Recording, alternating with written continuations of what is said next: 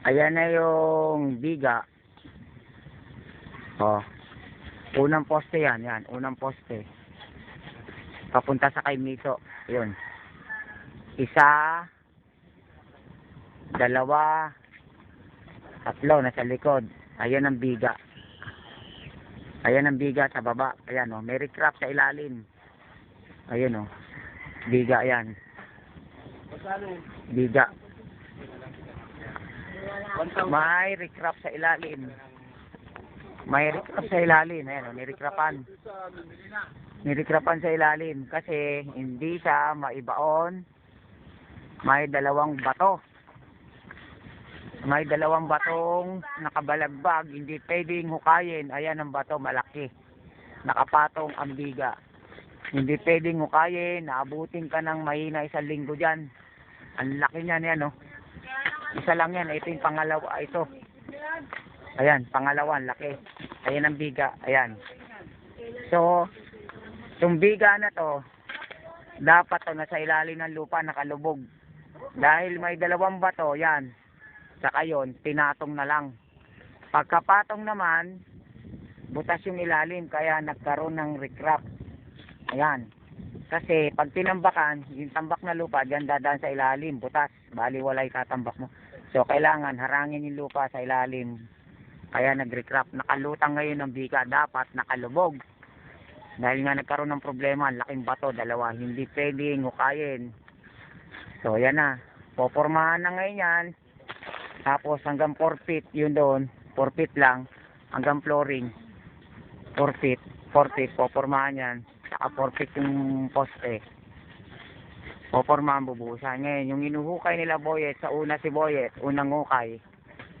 Ilalagay na biga doon 14 feet. Iko-connecta naman dito. Yan.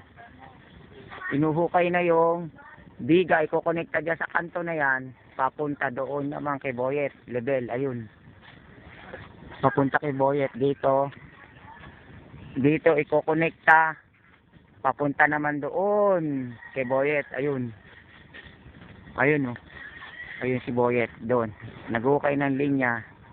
Okay, ile-level dito, papunta doon. Kidilin, 14 feet yung biga. Nasa unahan si Boyet nag-ukay.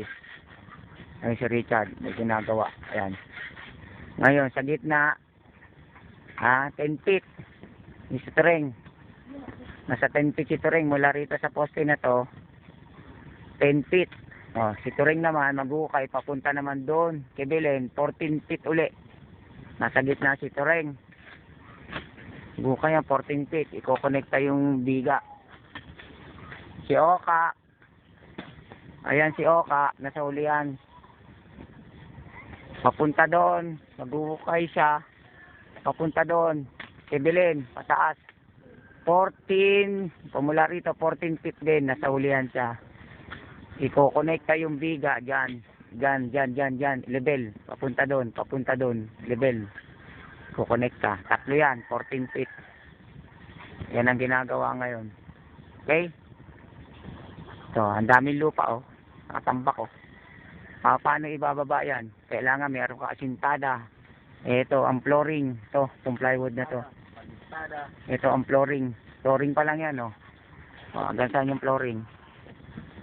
Yan. Hanggang saan ang flooring? Hanggang leeg ko.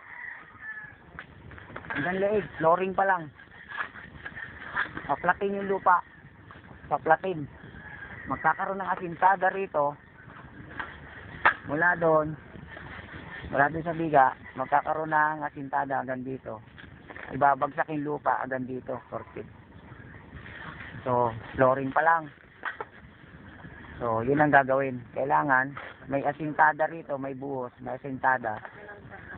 Para yung lupa mapatag pababa. Okay? Palilitawin namin yung mga poste doon sa taas, sa pangalawa.